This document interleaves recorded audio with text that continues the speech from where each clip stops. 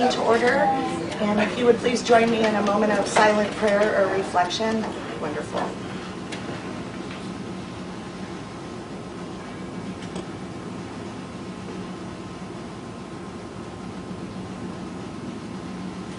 Thank you. Terry, if you would do roll call, please. Kathy Cox? Here. Ellen Ward? Here. John Maston? Here. Pat Rooney? Here. Nicole Cohen? Here. Stand and do the pledge, please. I pledge allegiance to the flag of the United States of America and to the republic for which it stands, one nation, under God, indivisible, with liberty and justice for all.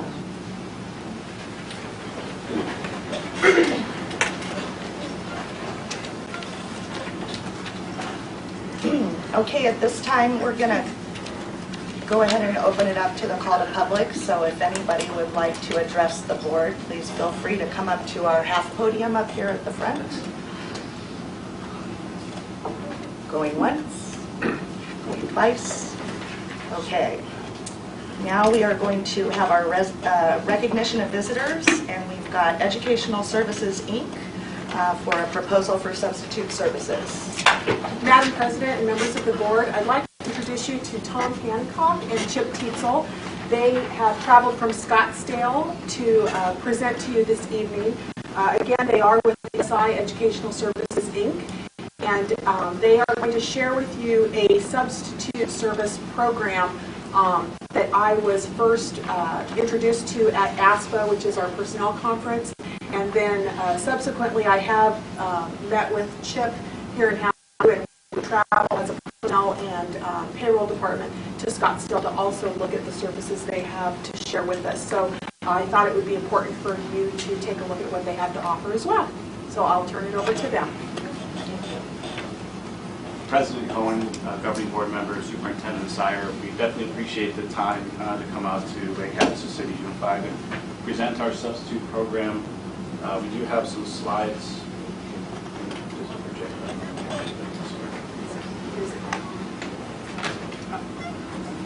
And as we get the presentation loaded, there was an offer to come and present in Havasu in March, and I didn't let Chip come by himself. I thought that'd be a great place to go and talk to you a little bit about our program. And as the projector comes on, a little bit about our company. We're an employee educational staffing company. So we work with retire, rehire. We have a Flex Teach program, which is a classroom recruiting, teacher recruiting program. And we also have our subsource, which will be the focus of our presentation today. But I did bring a special gift for you in honor of Pi Day. We have a high-level math candidate that is graduating this year, and Denise does have that resume, so it's a little math present for you. So as I mentioned, we're an employee staffing company, and we've been around since 1999, and we were founded by retired educators. We work with over 100 Arizona school districts, colleges, cities, and towns, mostly in our retire, rehire program. And we also have more than 4,000 teachers, administrators, and substitutes, as well as classified staff across the state of Arizona. And we have about 20 team members in our corporate office, but obviously we span across the state, so we're not necessarily a stationary office in a typical setting. As I mentioned, we have the Retire Rehire, our Flex Teach program, which you can see has been featured in the Arizona Republic Education Week and on ABC 15 News. And our Subsource program is what I'll be talking about mostly today with regard to a proposal for substitute teachers in Lake Havasu Unified. So we have 2,800 plus active substitutes currently. An interesting thing about our program, though, is that's not a mass pool that we use all 2,800 of those substitutes statewide. The Lake Havasu subpool would remain intact. The sub-coordinator would remain intact, and that would be the communication contact for me as the human resources at ESI, communicating with the sub-coordinator, and the school administrators and school sites and substitutes would all still communicate with the sub-coordinator, and we'd work in a partnership in that situation. We have more than 180,000 sub-days since 2014. Luckily, that's not in one school district. And we do have more than 20 district clients that are utilizing our full substitute program, which I'll get into some more of the details with that.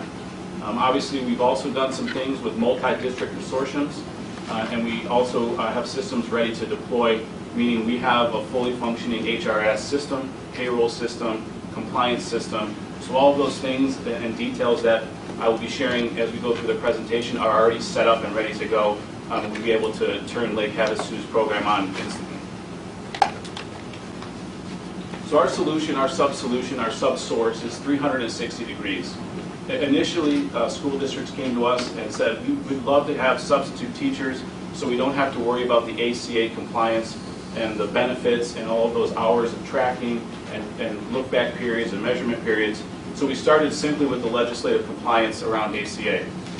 But as we've grown and as we've learned what to do in school districts and what's best for students, is substitutes also need to be recruited, they need to be retained. We need to support the school districts with human resources support. We also provide professional development for substitute teachers. We know a lot of times in districts, there's a lack of resources when it comes to be able to really providing professional development to all employees. So we have developed a professional development program that's a combination of online learning and face-to-face professional development modules through a partnership with Arizona State University and their Sanford Inspire PD program. We also have substitute wellness. That's not just physical wellness. We have some liability wellness. We have some financial wellness. We do a lot of training and provide things to substitute teachers that other organizations aren't able to. And it's just a little bit of a nice thing that they can voluntarily participate in as substitutes with ESI. And I also mentioned the legislative compliance. And as we know in Arizona, that section of the circle is constantly changing. It might even be changing as I'm standing up here. So recruiting and retention, there's a lot of words and numbers up on this slide. I'm not going to read them all to you this evening. But basically recruiting is, as I said, the Lake Havasu subpool will remain intact. Anyone that is substituting now could substitute with ESI. And then we would continue to post jobs through our job boards, university job boards, our website. And we do offer and participate in on-site job fairs and do all those things recruiting so that the school district no longer has to focus on those things and we build the pool. Because if you can see there at the bottom right, it shows that substitute teachers for one substitute teachers for three classroom teachers. So we want to get the pool to that number. Retention, I'm going to kick it over to Chip to talk about our sub-recognition program and some of the things that he does personally for our substitute teachers. There's really two facets here. So the first one is Substitute of the Month. So I would work in partnership with Lake Havasu, and we would nominate each month a Substitute of the Month. They get recognized through our mass email. We feature them with a questionnaire, learn a little bit about the sub. It goes out to our whole staff. And then in return for the sub taking their time to fill that out, we provide them a gift card. And then also our appreciation call. So since August, I have personally called every single one of our subs on our roster. So about 3,000 subs have all received a simply thank you for your service and dedication in the classroom. Continue what you're doing. I know that's above and beyond what typically happens. And there's a lot of research that shows the driving factor for a sub to take a position is not pay. It's feeling appreciated and part of the district. So we're going to do everything in our power to make them feel more part of the district. Phone calls and Sub of the Month helps with that. So the human resources support that I mentioned earlier, employee relations. So throughout the 180 days of the school year, there may be a situation where a substitute doesn't do exactly what he or she should have during the day. All of that management and employee relations is handled by our office, working with the sub-coordinator, who is also working with the site principals and classroom teachers. Any crisis management, items that come up, things that happen, we manage all that. We have a very detailed incident flow chart that we provide to the district and we go through as partners when something does come up. Program analytics, we have access to the subsystem, whatever computer system is in place at that time, and we will be able to provide data and show you fill rates, what's impacting fill rates. Do you have certain times of the year where the absences are spiking? Are there outside factors impacting what jobs are being filled or not filled? And we also look at, as Chip mentioned, do some on-site observations and get a feeling for what it's like to be a substitute in particular schools, and we provide feedback to let the Human Resources Office know those schools that are getting 100% fill rate all the time, what are they doing to entice and to retain those substitutes that are could sub at the other schools in Lake Havasu, but continue to go back to the same places. And compensation consulting. What this is we're not talking about salary analysis or any detailed studies, but just simply assistance when things like minimum wage changes occur, or when Proposition 206 is passed, it also has paid sick time involved. We handle all of that consulting and working with the district to recommend the changes or the plan that complies with the law, and we do all of the management and the man hours behind that so that the school district does not have to. Professional development, again, this is a very detailed program that I won't go through this evening. However, as I mentioned before, it's both online and face-to-face learning, and this comes as a part of our substitute program. So when you're a sub-client, you do not have to participate in professional development. We do offer it as a service, and we would have a project plan developed with the human resources team as far as a month-by-month setup for professional development and what that looks like for substitute teachers, whether it's long-term subs that are always in the same building, or if you want to develop a program for every sub, including the daily subs, we work with the district for that type of program. Sub-wellness, like I mentioned, substitute teachers will qualify as they work enough hours throughout the year for medical benefits. That cost, management, hours tracking, and all of the liability on the insurance plan falls with ESI. So all of that work, all of that management, and all of that expense is included in the sub-program. The AZPE is a professional educator association that substitute teachers or any employee of ESI is able to join, and that's a liability coverage, similar to if a classroom teacher is a member of AEA, NEA, or a Havasu association. That's a voluntary program that a substitute can also be a part of to provide some of that liability coverage and safety net in case it's needed. Single care is a discounted medical provider plan. And so there's a list of medical providers and pharmacies, and they're typical pharmacies and typical doctor's offices that participate. So there's just discounts on the care. So if they go to particular doctors in this area, they would receive discounted prices in addition if they had the employee benefits as well. And Subsalute is what Chip was speaking about earlier. That's our recognition plan that we do go through for all of our substitutes and all of our client districts. Legislative compliance, the fun part. ACA compliance, we talked a little bit about that. So all of the look back, the measurement periods, the placing people on benefits, tracking their hours, that's all handled by ESI as part of our subsource program. Proposition 206, 1 hour of sick time, paid time off earned for every 30 hours worked. We would track all of that. We would have the hours banked in our HR system, and we would manage all of the use and payment of those days as substitutes are using their paid time off that they have earned throughout the school year. Workers' compensation and unemployment.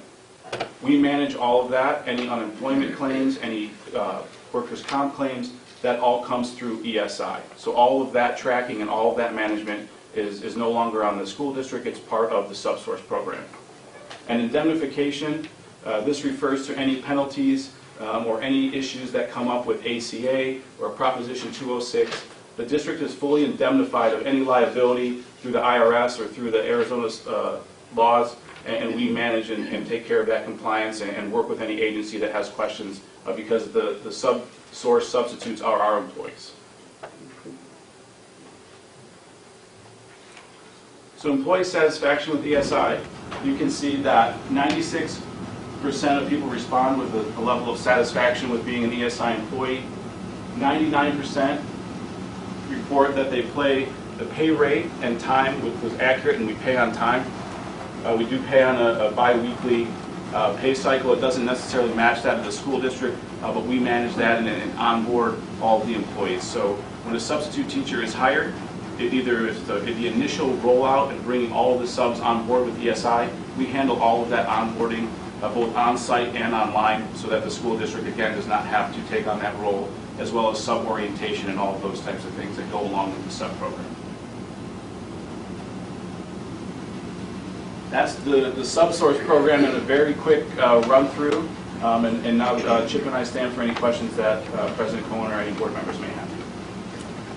I like your slide about are you protected against your state legislature. That was good. I don't have any questions. I'm not a substitute teacher, though. How would that affect our current subs? I know we have a lot of long-term subs in the districts. So what would that look like for them if we engaged with you at a future date?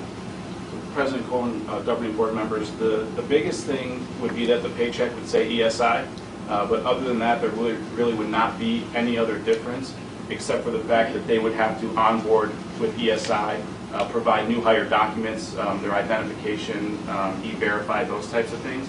But once that is done, taking a job as a substitute, calling in, as far as a teacher, calling in to reserve a substitute, principals and school office staff working with the sub-coordinator, all of that remains identical.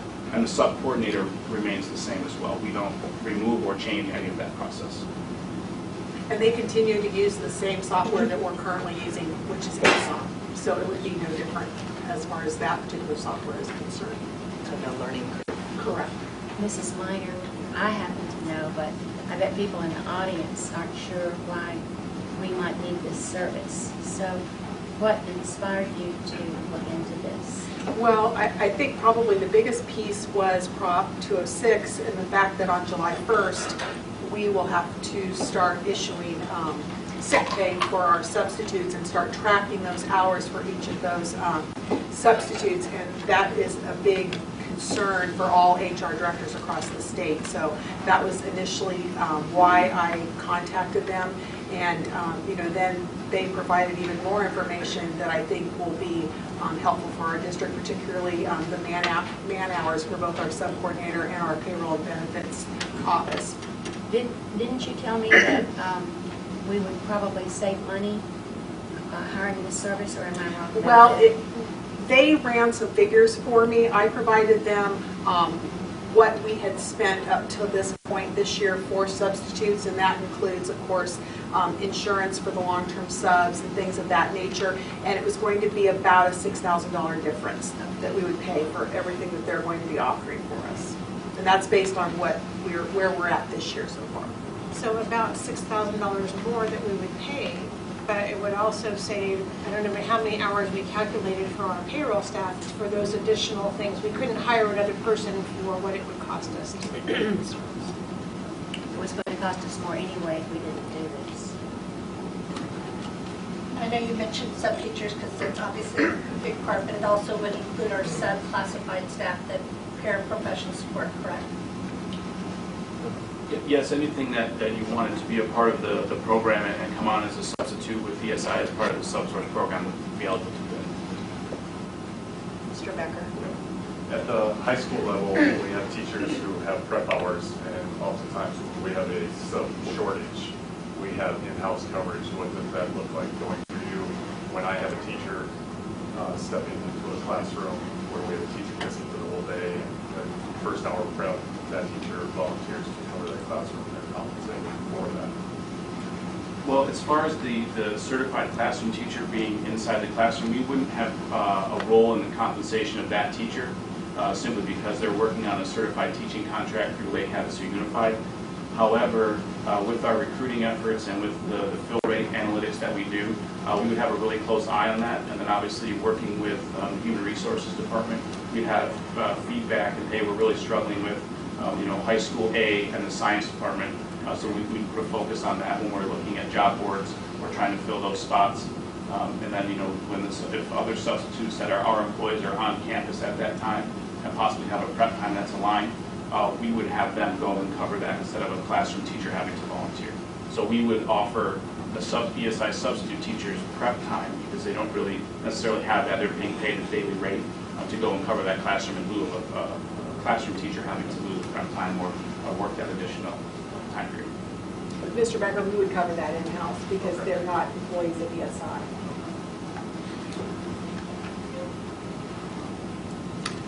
Any other questions? Well, thank you both for coming out. I'm sure you planned it on spring break on purpose. I hope you don't have to go home Maybe this be a little evening. bit more so than Chip, but yeah, it was an accident. Just happened to be over spring. Exactly. All right, well, thank you very much for your time. I appreciate it. Thank you very Thank you, much. gentlemen. Okay. Carol with the Lake Havasu City Education Association. Give us an update. Well, it has been a busy week and a half, and I am going to tell you I am tired and ready for spring break.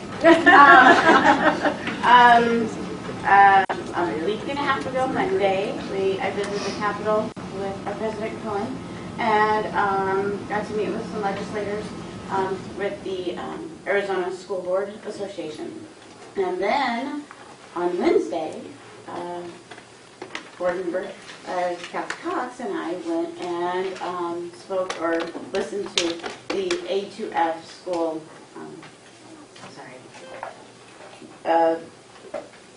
the school accountability.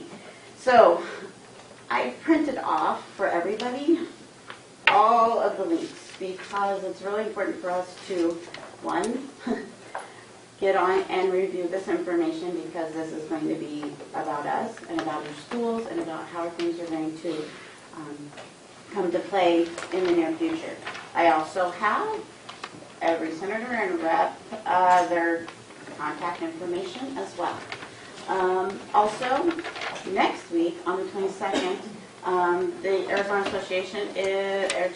Education Association will be at the Capitol, but along with PTA, they're going to have PTA days. So I have both of that on here as well. So if you'd like to join me and the association at the Capitol on 22nd, or you can join the PTA day, and we'd love to have you to advocate for education.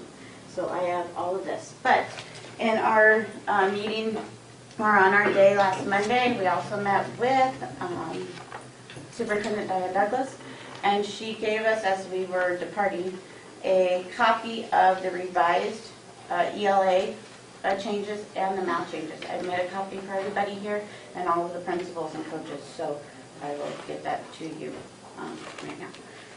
So Chris, will you help me pass those to everybody?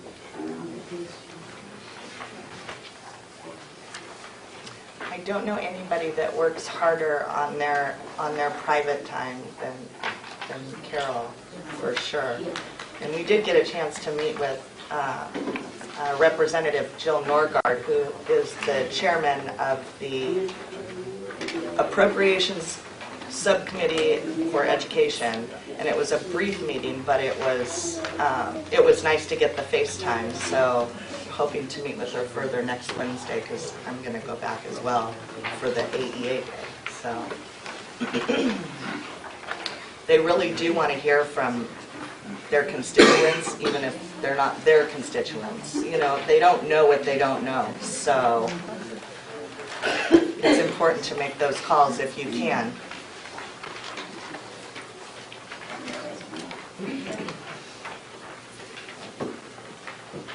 Do you have more, Carol? This is all, yeah. Do you have more to say? You're done.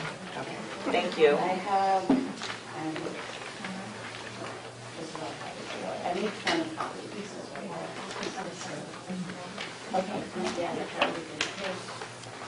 Okay, we're going to move on to action items. 4.1, approval of the consent calendar. Do I have a motion? So moved. I second. Carrie, will you call for the vote? Pat Rooney, Yes. Alan Ward, Yes. Kathy Cox, Yes. John Maston, Yes. Nicole Cohen. Yes. Okay, old business, 5.1 is the second presentation of revised policies BE, school board meetings, BEBD and BEBDE agenda, and BEBD rules. Do I have a motion? I so move. Second. Is there any discussion? Why have we, in the past, we've had call to order, roll call, and the Pledge of Allegiance. Why have we moved the moment of silence or the silent prayer ahead of that? Personal preference, and it's nice to just be able to sit and do that instead of have your back standing.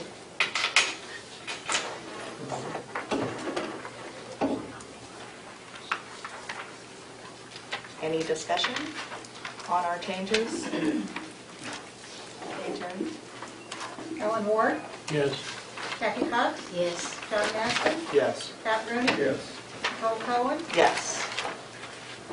Okay, 5.2, approval of intergovernmental service agreement between the Lake Havasu Unified School District and the Arizona Department of Education to host the statewide student information system, Synergy. Do I have a motion? I make a motion we accept it as written. Second. Any discussion?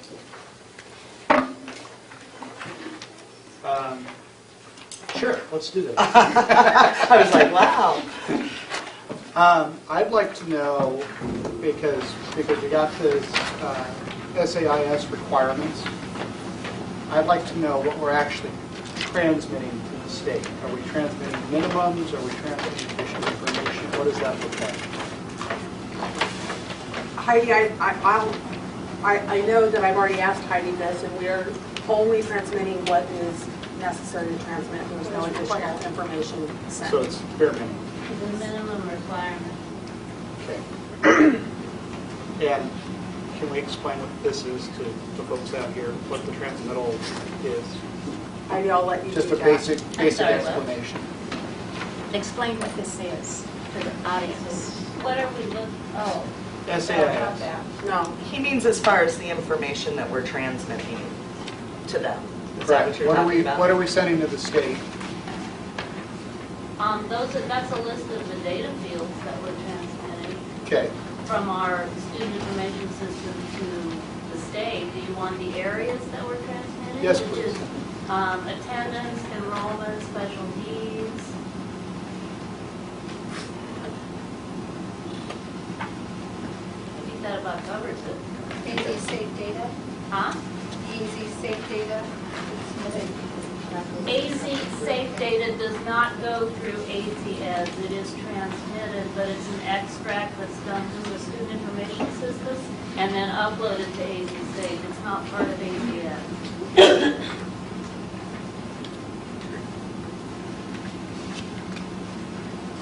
Any other questions? It's really not an option It's not. for us, but But it was important in the work session, we kind of went through the contract and some of the ins and outs of that. all right. It got me a comfort level with it. Terry, go ahead. Kathy Cox, Yes. Tom Aston, Yes. Pat Roney, Yes. Alan Ward, Yes. Nicole Cullen. Yes. Okay, new business. Action item 6.1 is the resolution authorizing the issuance and sale of school improvement bonds. Mr. Murray? Madam President, members of the board, it's recommended that the governing board consider and if deemed advisable to adopt a resolution authorizing the issuance and sale of school improvement bonds of the district in the amount not to exceed $16.9 million, and to adopt certain issuance and post-issuance compliance procedures and continuing disclosure compliance procedures. Tonight we have Mike LaValle from Stiefel and Jim Giel from Gus Rosenfeld, and they're going to present a couple of our, possibly a couple scenarios for this bond issuance model. Thank you, Mr. Murray. Appreciate it. Good evening.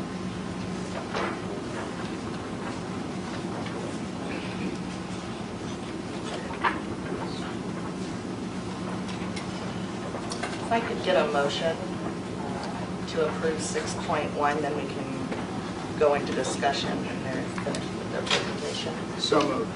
Seconded. Thank you. Good to go? Okay, Yes. Madam President, members of the board, thank you for having me back. And last time I was here was before your election, so congratulations on the successful passage of your bond election. Next step, selling your first chunk of bonds. And as you may recall, before the election, we had done a lot of work with the district in setting up a series of bond issues in roughly $60 million chunks, sold in 3 sales over the next 7 to 8 years, if you will. So a sale this spring, a sale about 3 years from now, and then another sale about 3 years from that. This evening I have a little bit of information to present to you. Page 1, I just wanted to give you an overview of your assessed valuation history because we have a new number. Your new number is for this coming fiscal year. It's the far right 2 columns, 2017-18. It's still an estimate. We'll be getting it in February from your county every year. So the number is approved final in August. So this is for the next fiscal year, the upcoming year. And this number, while it's still an estimate, it probably won't change by much. So it's a pretty good estimate that we get from the county. And you can just kind of see over the last 3 years, coming out of the Great Recession about 5 years ago, the district's assessed value history was relatively flat in 11-12 through 14-15. And then in 15-16, 16-17, and 17-18, you've been having some pretty good steady growth. As a reminder, the blue column is your net full cash assessed value, which is how we derive your bonding capacity limits. Your bonding capacity, you have plenty of bonding capacity, but the calculations are based off on the blue column, which is more aligned closely with property values. The orange columns are your limited property value, which is how you derive both your tax rates these days, your primary rate and your secondary rate.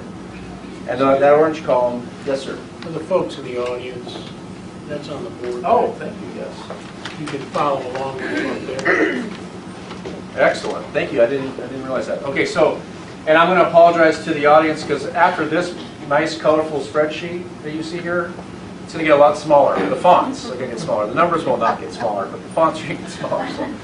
Okay, so this year you had, I'm going to look at right below the columns on the far right, you had, for tax rate calculation purposes, which is the orange columns, I'm going to look at the bottom percentages. You had just about 5.8% growth, which is coming up for 17-18 year, which is really healthy. The year before that was 4.7% growth.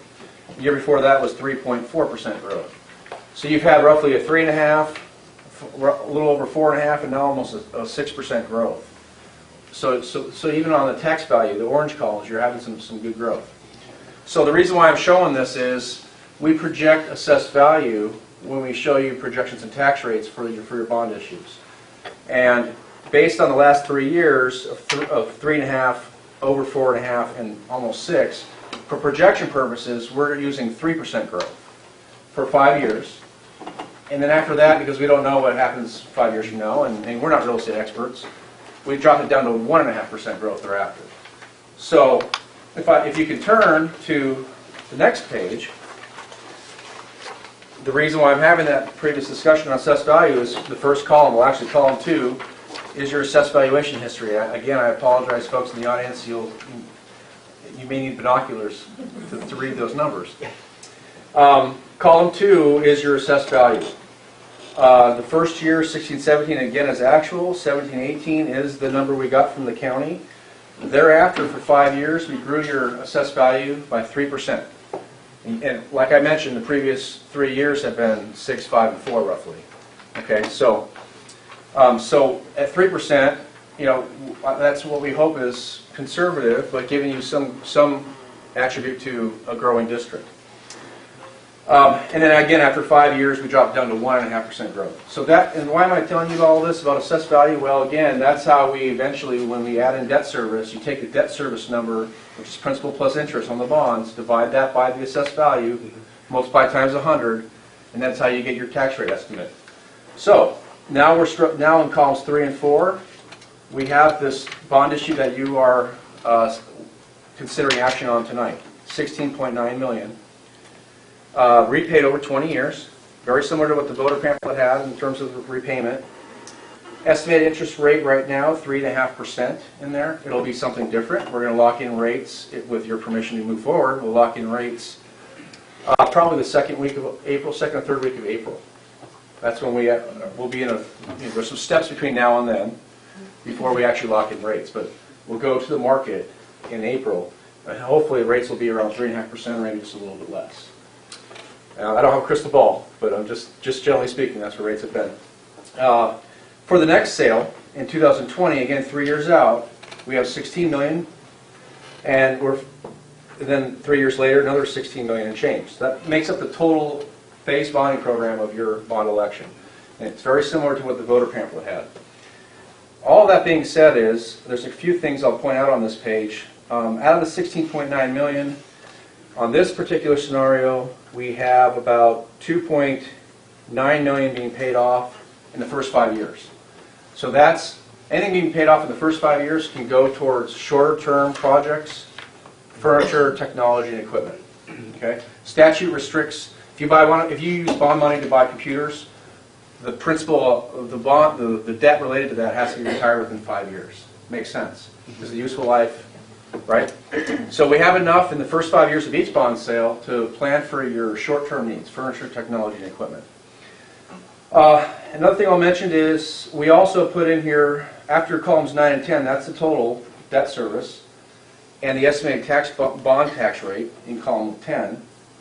We also added in 11 and 12 your new maintenance and operation and override. Congratulations again for passing that. That is roughly 15% of your projected revenue control limit.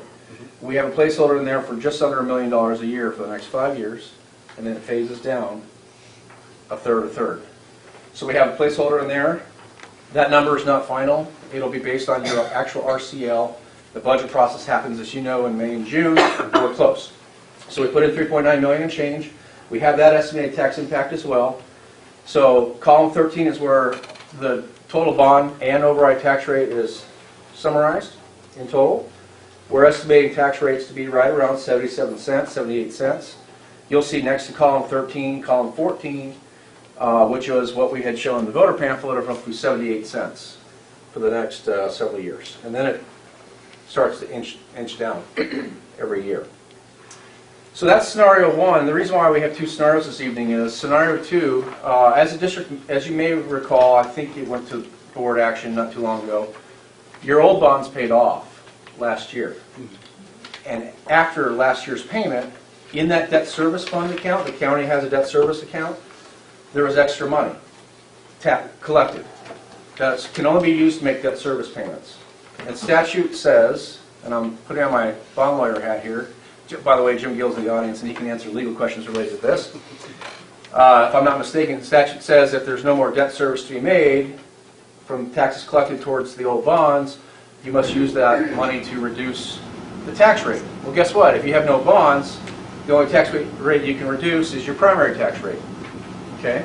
So, starting next year, there's about $748,000, as I recall, in the debt service account.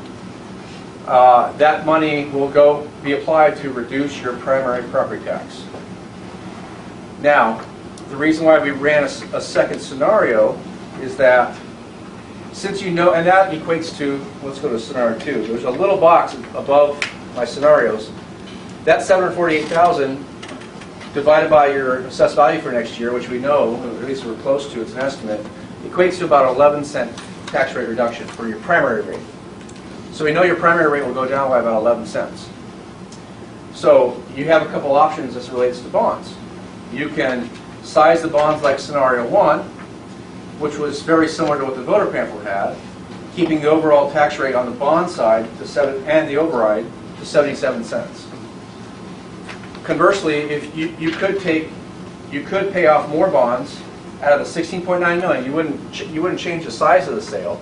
You leave it at 16.9, but you could take about another 700 and some thousand and have more principal paid off in the first year from this first bond sale. So the difference between scenario one and scenario two is really in the first year of column three. If you look at the first year on column three, between the two scenarios, scenario one pays off about 700,000 of principal. The second scenario pays off about double that, 1.45 million. And in doing so, because you're paying off more debt sooner, your tax rate though, your bond tax rate would go up 10 cents-ish, 10, 11 cents. Your overall bond tax rate plus override tax rate starting next year would be about 88 cents instead of 77 cents. So why would you do that? Well, that would offset your combined tax rate. So your primary would go down by 11 cents, your secondary would be up about 11 cents. The overall combined rate would be about neutral. Now, why would you do that? Well, there's a couple reasons.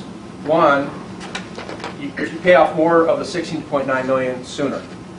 So therefore, you're not paying interest on that 700,000 after 1 year. So you're reducing interest costs on the rest of the bond issue over the 20-year period, which equates to just north of $300,000. So that'd be one of the reasons is basically paying off, filling in. Now again, then your overall tax rate will not go down by 11 cents. Your combined tax rate would not go down by 11 cents if you did scenario 2. If you decide to do scenario 1, that's absolutely fine.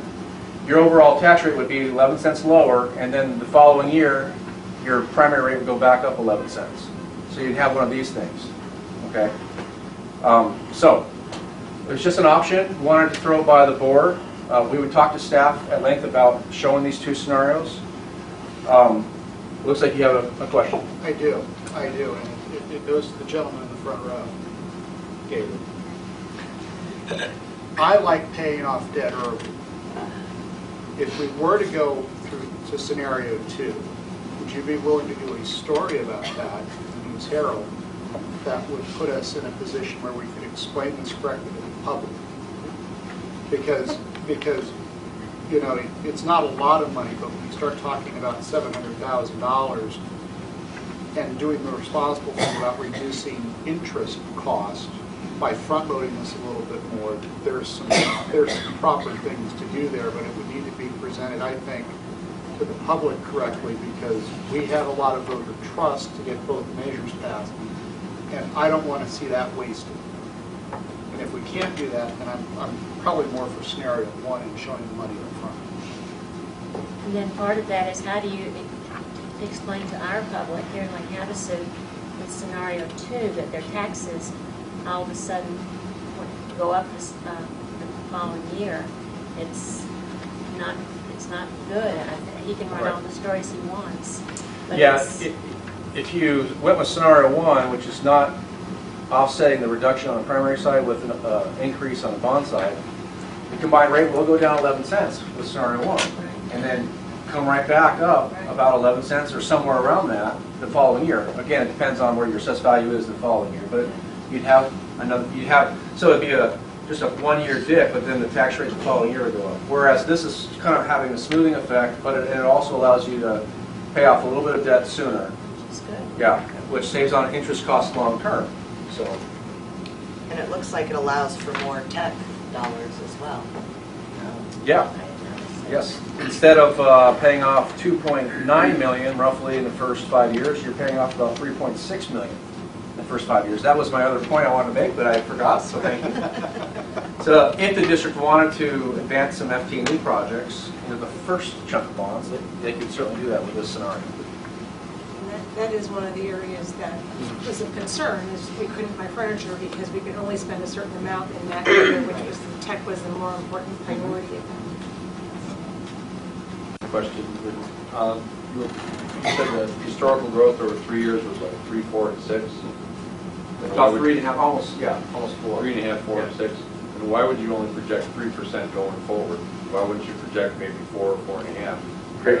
More or less. Great question. The years before that were coming out of the recession, so you had very flat growth, 0.78, 0.31, negative.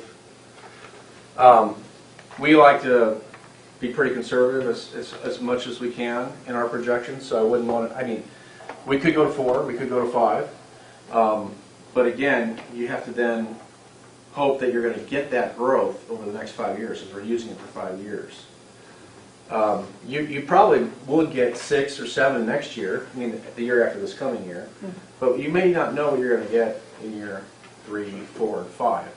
So if you had a 7% growth and then all of a sudden you had 3 or 2 and then 3, you know, we're hoping the 3% over 5 years is a pretty good average. It's tough to look out in the future 5 years. Sure. Yeah. I have a question. Interest rate 3.5%. It looks as if interest rates are going to be going up. Mm-hmm. Who would buy these bonds at 3.5%, knowing that interest rates are likely going up? Great question. And before I answer the one related to this bonds, I'll also point out for the second sale, which is 3 years in the future, and then the third sale, another 3 years, we use 4% for the second sale and 5% for the third. Okay. So again, thinking that interest rates are going to go up over time, we did use what we hope are conservative projections for the second and third sale. So 3.5% is more closely aligned with the current market, and that happens to be where investors are willing to buy bonds over the short-term bonds 0 through 5, 1%. Years 5 through 15, between 1 and 3%, and then years 16 through 20, between Are these 3 and 4, 4.5. institutions, Yes. people? Yes, Most so you have a institutions? mix. You have a mix. When we go to the market, we're going to offer your bonds to the whole investor universe. Wow. High net worth retail investors, bank trust departments, mutual fund companies who buy bonds. In fact, if any of you own a bond, a mutual fund, some of your mutual funds are invested in bonds, and some of them are probably invested in Arizona bonds.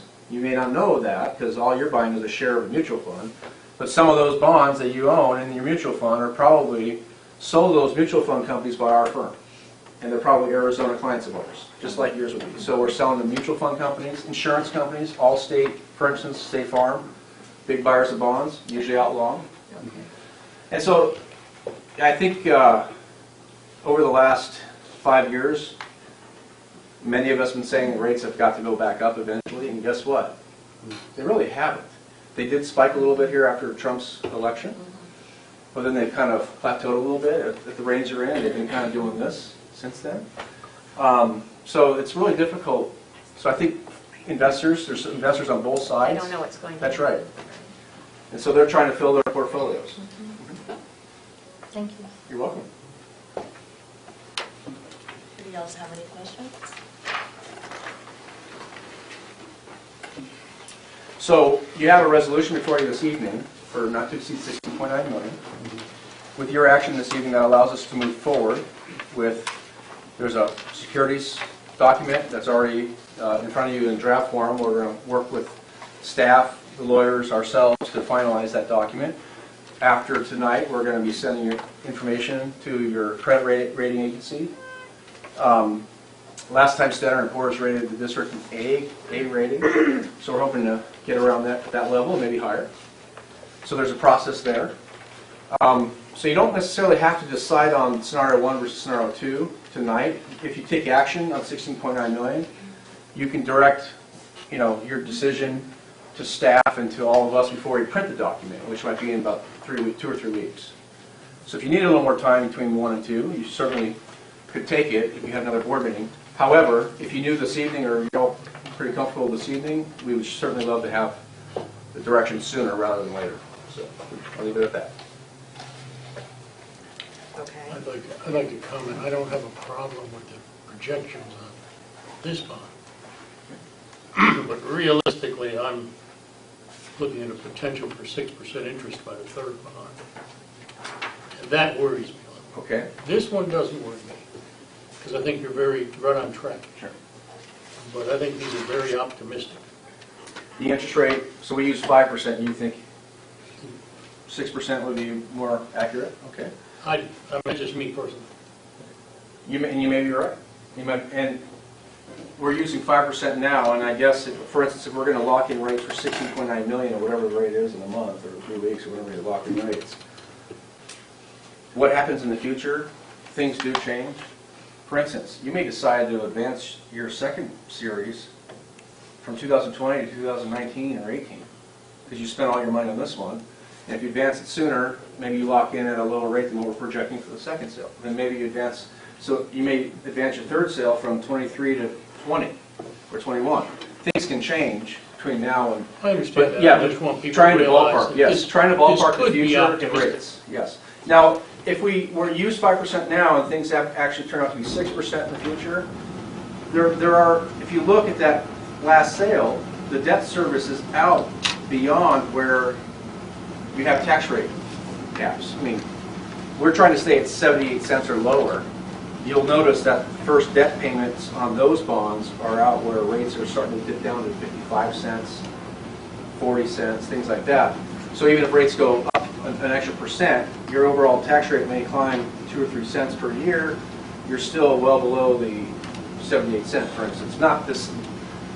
We're going to try to lock in the lowest rates possible, but you're right. The market will be something 3, 4, or 5 years from now.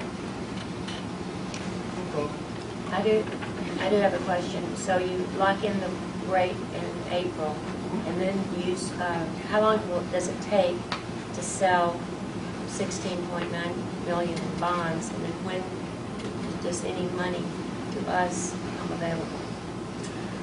So when we go into the market, second, third week of April, when we lock in rates, that process, that's when we're offering your $60.9 million to the investor universe.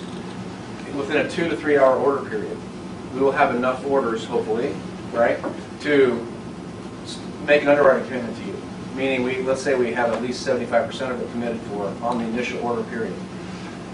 If we make an underwriting commitment to you with some minor changes, tweaks in the yields and coupons, and to try to attract the right buyers, we'll have a call with staff afterwards, where our underwriter will hopefully make an underwriting commitment, meaning we've locked in the rates, whatever rates we finish up with, and then it's our risk as an underwriter to finish selling the rest of the bonds. Let's say we took down 75%. We have 75% of orders. We still have to sell 25% more.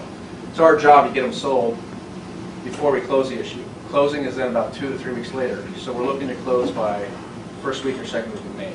And closing means that's when we deliver funds to the district at the county in the near bond building fund. That's good. Yeah.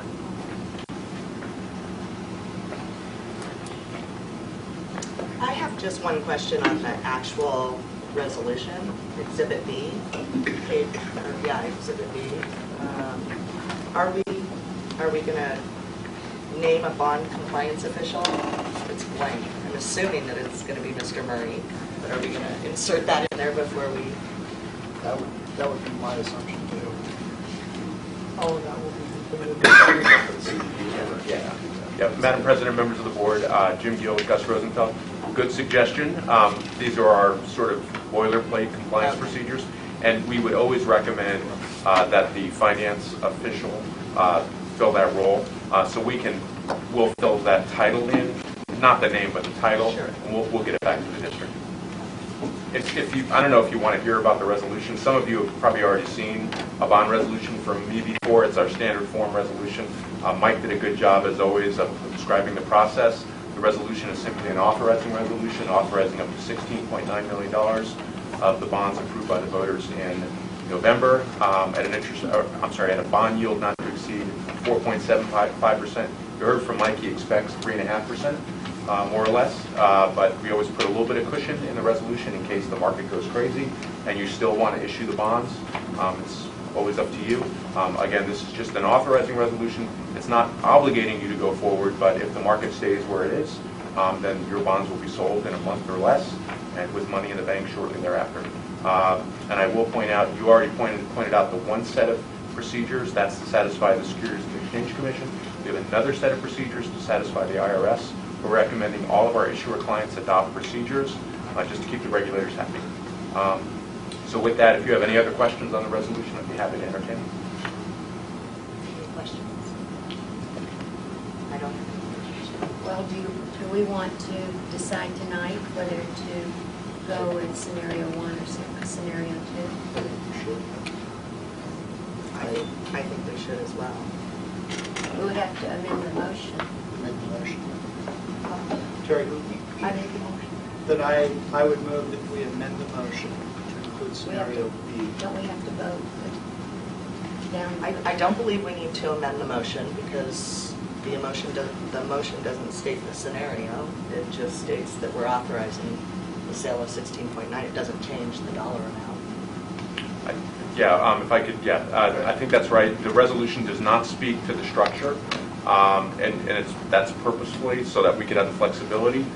So you could still provide the direction without including it in the motion. Wouldn't we have to vote? Well, we don't have to vote on the structure. We can recommend the structure, is what I'm hearing. I mean, how do we recommend? Discussion. You guys can have discussion on it. So in the discussion, Without voting? we would recommend direction by staff to bond counsel on structure. In other words, we made Mike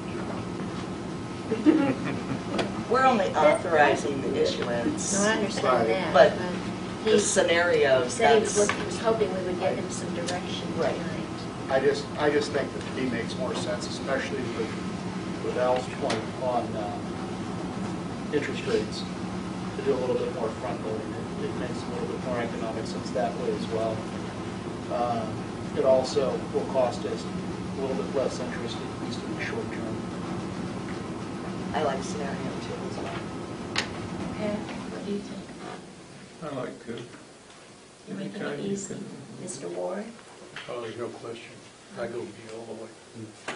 I concur. Let's get the I question. worry about those next two bonds' interest rates. I'll go B right now. Let's get it off our back.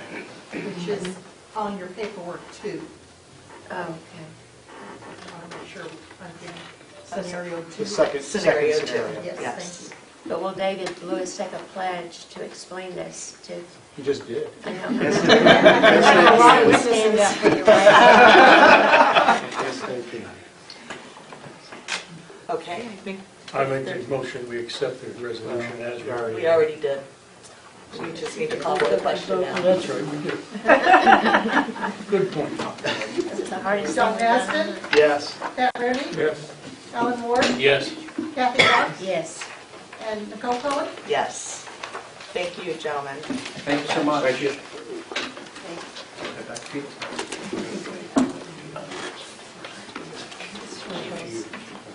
Okay. I have those. Let's see. Okay, action item 6.2, approval of lease agreement with ABC Asphalt, use of vacant district-owned property. Mr. Murray? Madam President, members of the board, it is recommended that the governing board approve a lease agreement between the Lake Havasu Unified School District and ABC Asphalt LLC. ABC Asphalt has made a request to use land owned by the district for approximately 2 months and not to exceed 5 months, starting in the month of March. The company would like to store machinery and supplies on that lot during some street repairs. The payment would be, the monthly payment would be $150 per month to use the district property.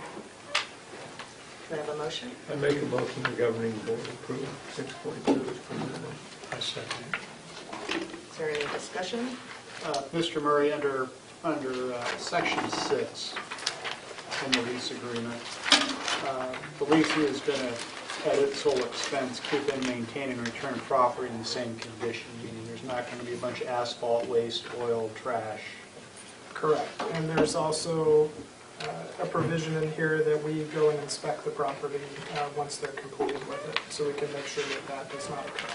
Perfect. Thank you. And we've done this in the past, I believe, when they were doing the sewer, where the company was doing that, then we did some stuff like that for them.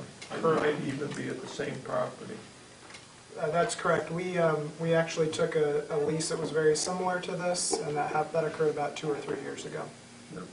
Do we take photographs of the property before they get on it to prove what the condition was? That's what we would recommend, yes, just so we have that as proof. And I believe Terry will be keeping a watchful eye, if I'm not She mistaken. lives She lives across the street. Are there any other questions? I'll go ahead and call for the vote, please. Pat Rooney, Yes. Alan Ward, Yes. Kathy Cox, Yes. John Maston, Yes. Nicole Cullen. Yes. Okay, action item 6.3, first presentation and review of revised policy IKFA, early graduation. Mr. Becker? Madam President, members of the board, it is recommended that the governing board approve the update to policy IKFA regarding Lake Havasu High School's early graduation.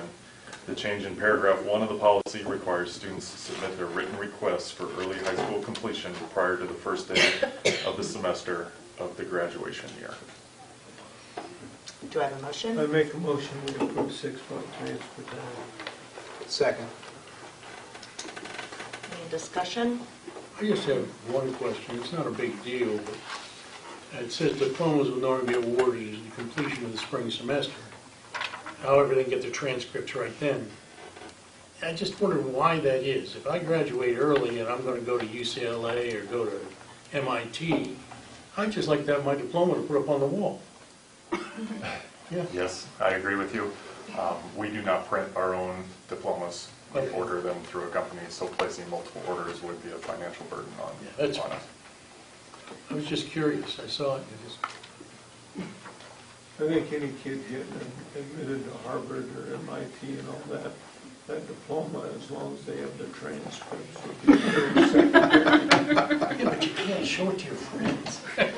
You don't show it to your friends after you graduate anyway. It's like, Show it to your mom and dad. Who shows their high school diploma? It's like buying a high school ring. You go to college and people look at you, and that ring comes off in a hurry. Give it to your mom. No problem. Any other questions? Terry, call for the vote, please. Ellen Ward, Yes. Kathy Cox, Yes. John Maston, Yes. Pat Rooney, Yes. Nicole Cohen. Yes. Thank you, Mr. Becker. 6.4, approval to proceed with request for proposal for school psychologist. Ms. Walter? Madam President, members of the board, it is recommended the governing board determine that the competitive sealed bidding is not practicable and not advantageous to the district for the position of contracted school psychological services. And therefore, it is recommended the business office proceed with the issuance of the request for proposal. Before a school district can use a competitive sealed proposal selection method, the governing board must make a written determination that competitive sealed bidding is either not practicable or not advantageous to the district. The Lake Havasu Unified School District is required in certain cases to provide psychological services to ensure a student is properly identified and has appropriate services to allow him to make or her to make adequate progress in access to the general curriculum. The district has made a good faith effort to recruit and hire for these services. However, we've not been able to hire qualified applicants at this time and are unable to provide services with our current staffing. Once the governing board determines that competitive sealed bidding is neither practical or advantageous to the district, competitive sealed proposals may be issued only if it's necessary to use a contract other than a fixed price, conduct oral or written discussions with offers concerning technical and price aspects of their proposals, afford offers an opportunity to revise their proposals, compare the different price, quality, and contractual factors of the proposal submitted, award a contract in which price is not the determining factor. A copy of the RFP is attached for review. These services will be paid out of the maintenance and operation fund. Although it says that price isn't a factor, it is one of the determining factors that we look at overall. Do I have a motion? So moved. Second. Is there any discussion? Hey, Aggie, did we at one time have a district psychologist? Actually, we have had 4 psychologists. This year, we were not able to fill 2 of those positions. So we still have 2 full-time psychologists. But with the district our size and the population we have for special education, it's very difficult to maintain the compliance. We added some clerical support for them, but it's very difficult and the workload is just too much for them to be able to maintain. Thank you. Any other questions? Call for the vote. Kathy Cox, Yes. John Maston, Yes. Pat Rooney, Yeah. Ellen Ward, Yes. Nicole Cohen. Yes. Okay, action item 6.5, approval of certified administrative supervisor staff for 2017-18 and staff moving from non-continuing to continuing status and 2017-18 certified contract. Mrs. Meyer? Madam President and members of the board, it is recommended that the governing board approve the attached list for employment with the district for the 2017-2018 school year. Certified staff, which will include teachers, counselors, speech and physical therapists, psychologists, directors, administrators, and supervisors. Staff moving from non-continuing status to continuing status in the 2017-18 school year. And it is recommended that the governing board approve the attached 2017-18 contract with one caveat. It is recommended, if you'll take a look at your contract and move down to section 4 under benefits, it is recommended that the following sentences be removed.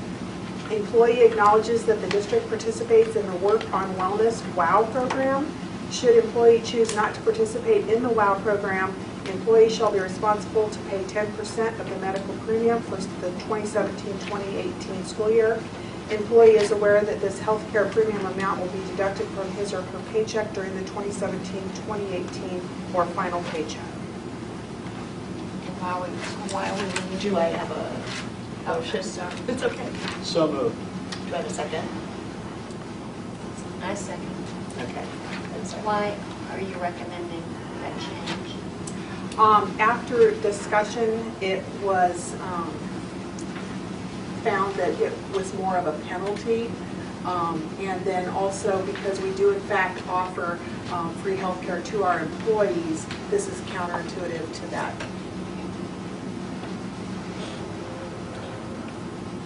Is there any other questions? How do you encourage people to participate in that program? Moving forward, Yeah. Mike, do you want to talk a little bit about what we discussed at graduation? This process, I think, is just going to evolve over time. We're going to have to direct a lot of our efforts into making sure that we don't lose momentum over that. There has been some discussion here, and it probably will be addressed in tomorrow's meeting as well, so I don't know if I should speak before that meeting, but there's some recommendations as to how to make it a little bit more user-friendly for staff and not so much of a commitment.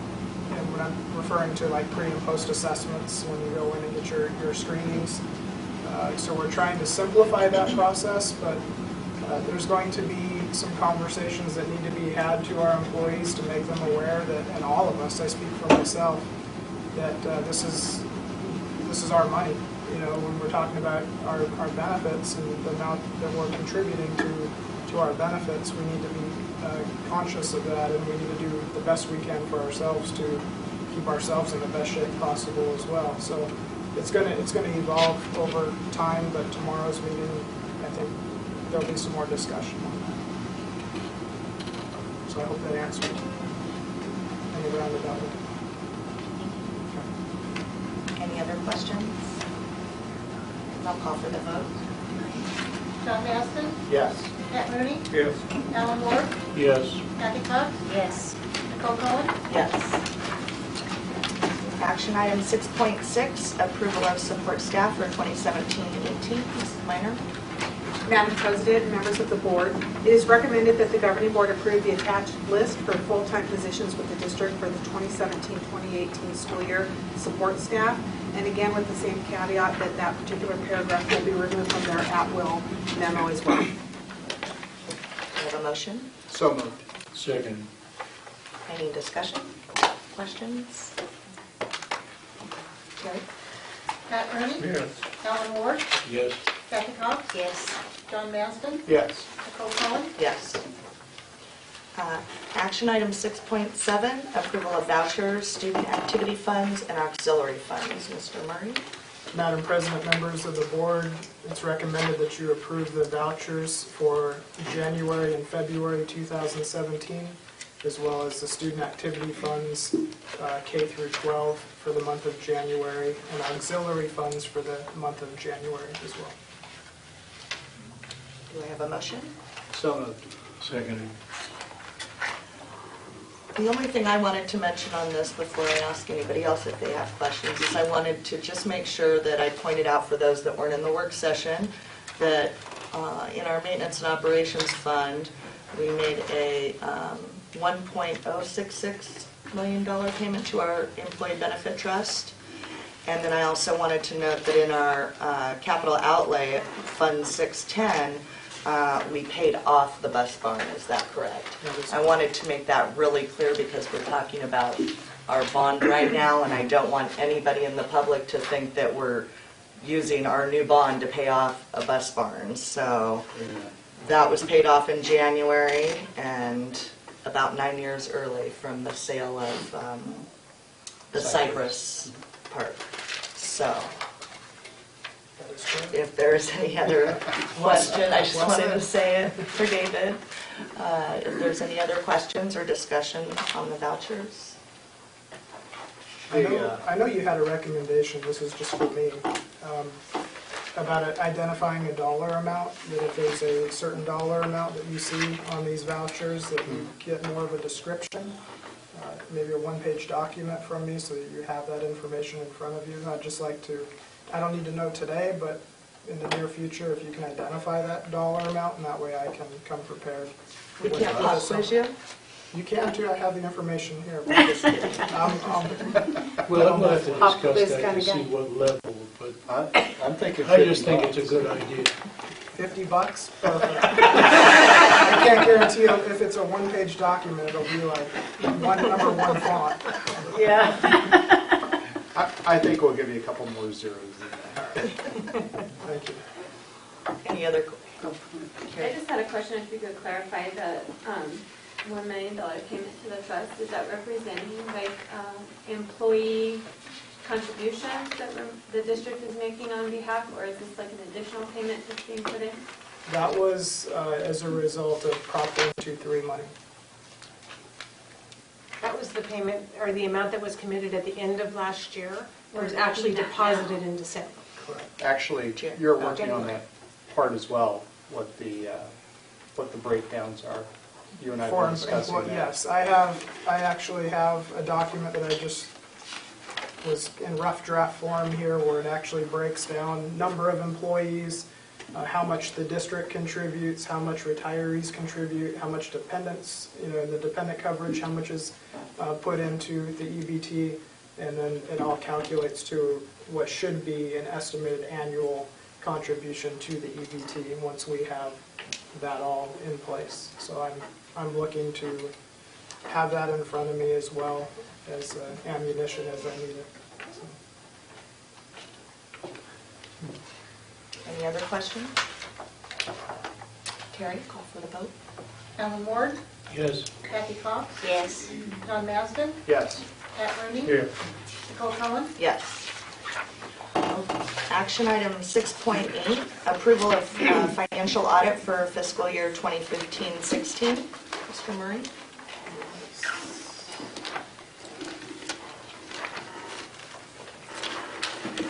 Madam President, members of the board, it is recommended the governing board approve the financial audit for fiscal year 2015 and 16. The Lake Havasu Unified School District is required to obtain an annual financial audit because the district expends $750,000 or more in federal awards, subject to the requirements of the Single Audit Act amendments of 1996 and the implementing regulations of the Office of Management of Budget, or OMB. Do I have a motion? So moved. Seconded. My question, page 42, the proprietary internal service fund. Do we have a true balance, first of all? And can you confirm whether or not this is, in fact, our wellness center? The internal service fund is the I mean the cost of services, I'm sorry, did I not say that? I meant cost of services listed on page 42. The cost of services,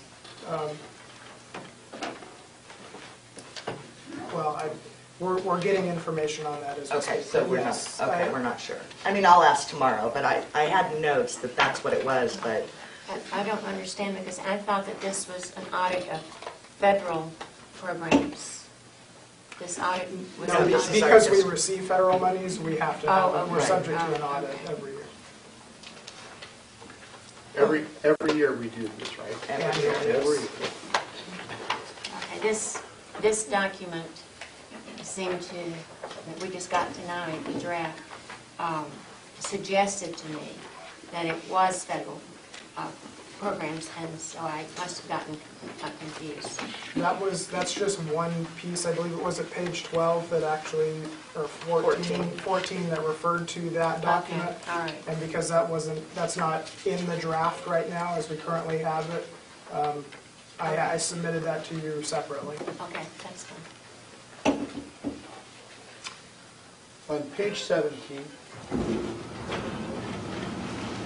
it says that we had a 14% increase from the prior fiscal year due to increased unrestricted state aid, primarily due to Prop 123 and increased classroom site fund revenues. How did we invest that money? Which bullet are you referring to? the first one. Bullet one. I have that underlined too.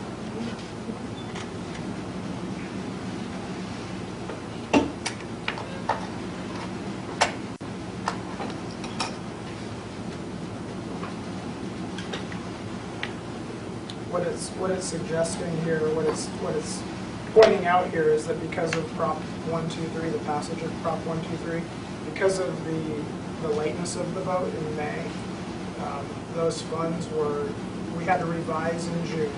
So when the revision occurred in June, those funds then had to be carried over into July into this fiscal year, and as a result of that, it's showing that there was an increase because of those additional funds that were promised to us at that point for the 2015-16 school year, but then they're being pushed over into this. But we didn't really have time to utilize that. Correct. And so the Prop 123 funds are the ones that were deposited to the trust based on the commitment last year, and then the Prop 301 funds are calculated for distribution to staff according to those eligible. Those are the ones that they give as summer payments. And then on page 20, we've got an unrestricted portion there towards the bottom of that financial column that's dropped about $3 million. Looks like our position in that has improved. That's our proportionate share of the state pension. Correct. How is that calculated? You know what, I don't have that in front of me. I can get that information because it is new. They haven't, in years past, if you go back to like years 2013 and before that, that wasn't even considered here.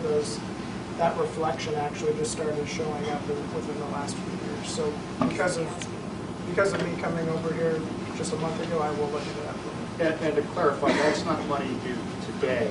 No. That's our ongoing liability even for current employees. Correct. So we fund that in a rolling manner as opposed to having all the cash in the bank. Is that correct? Kind of like Social Security from the federal government as they roll out. Right. It's an unfunded liability, and that's part of why they put that law in, because of all the pension plans that were going upside down. And so what we are currently doing is kind of the pay-as-you-go, using our current year funding to pay for this debt that's been incurred in the past. And I think there's recommendations that that agencies set aside funding for the future to cover that debt, but currently we are doing the pay-as-you-go plan. What's our annual on that? Just a rough number, do we have that?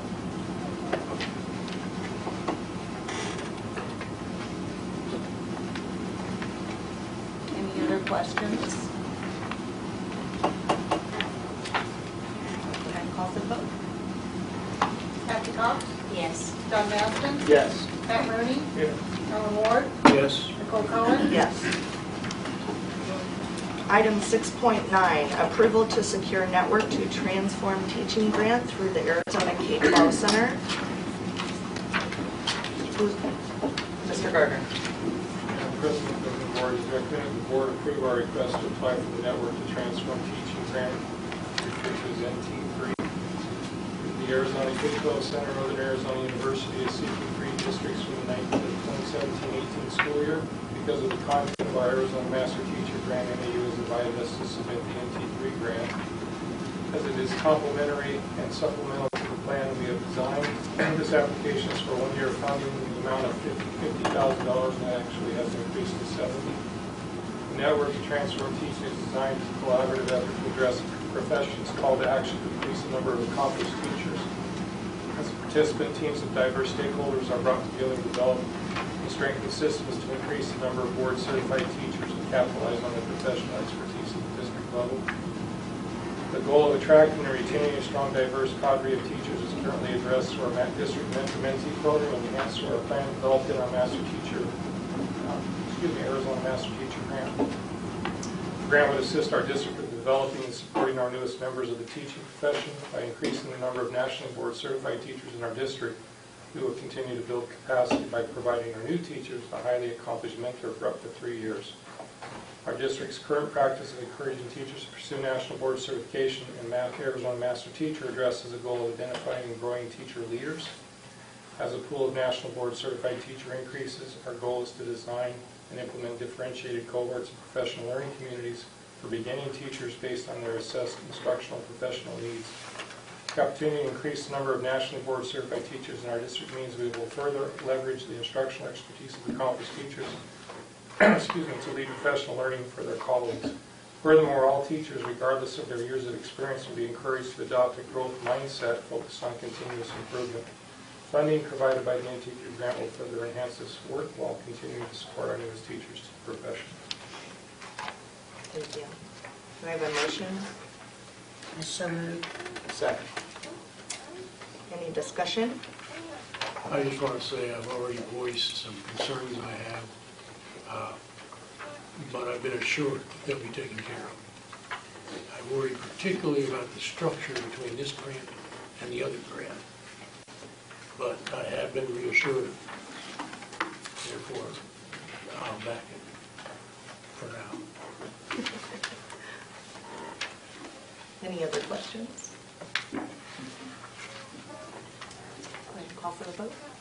John Maston? Yes. Pat Rooney? Yes. Alan Ward? Yes. Kathy Cox? Yes. Nicole Cohen? Yes. Item 6.10, approval to increase school meal prices. Mr. Murray?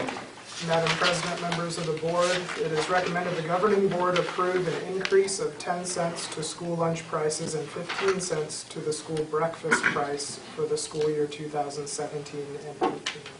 The governing board is asked to approve an increase to school lunch prices to become effective in the 17-18 school year. Per the attached memo from the USDA, the equity in school lunch pricing provision requires school districts to charge students for paid meals at a price that is on average equal to the difference between free meal reimbursement and the paid meal reimbursement. Do I have a motion to approve? I make the motion that we accept it as written. I second it. Any discussion? This is a no choice, right, Mike? Correct. Last year, we were waived out of it. We actually wrote a letter to get ourselves out of it, but this year it's going to be hard to do that twice in a row, especially as the federal meal increases. We need to stay as close to that as possible. Just for the audience here, we're going from what to what? We're going to $1.25 for elementary breakfast. That's from $1.10. And then to $2.35 for elementary lunch, which is an increase from $2.25. Any other questions? Terry? Pat Rooney? Yes. Alan Ward? Yes. Kathy Cox? Yes. John Maston? Yes. Nicole Cohen? Yes. Action item 6.11, approval of paving projects at Nautilus Elementary School and Thunderbolt Middle School. Mr. Murray? Madam President. I should have got some I said it's his night. Madam President, members of the board, it is recommended that the governing board approve the expenditure of an amount not to exceed $105,000 to Cactus Asphalt for paving projects including crack sealing and seal coat at Nautilus Elementary School and Thunderbolt Middle School using adjacent waste funds. I'll make the motion. Second. Discussion? I'll continue to say that I'd like to see anything that we do with taxpayer dollars go out to the local community as well. But that said, I understand how and why we got here. I also understand that there's going to be a chunk of this money that's going to go back into the community because this contractor is going to have to buy his material here. I'd also like to point out that the project we're doing at Oro Grande that you and I exchanged email on earlier this week, all of that work went to local contractors. So that is correct. Any other questions? Terry? Alan Ward? Yes. Kathy Cox? Yes. John Maston? Yes. Pat Rooney?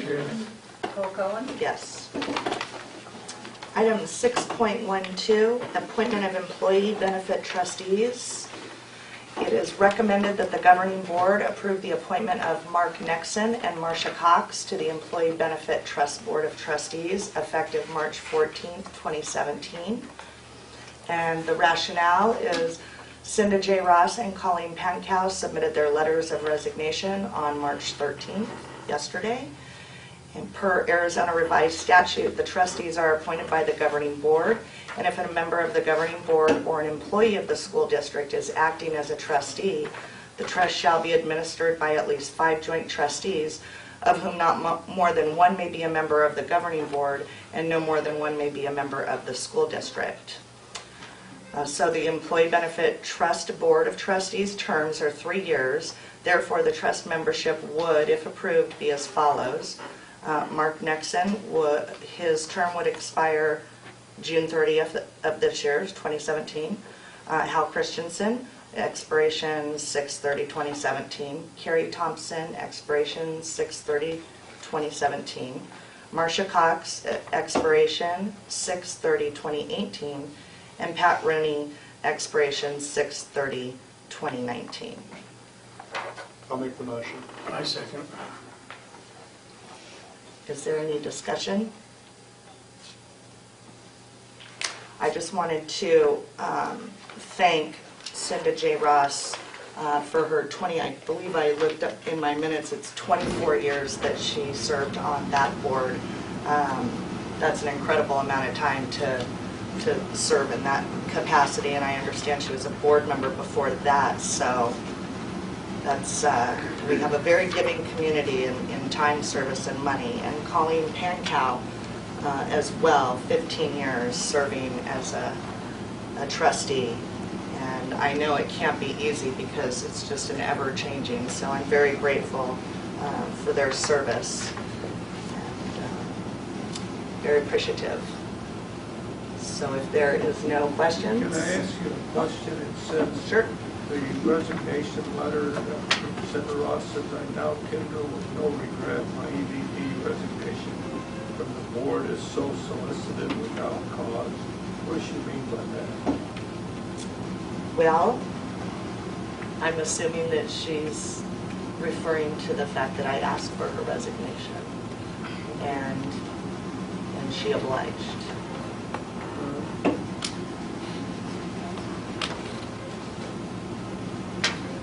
Carrie.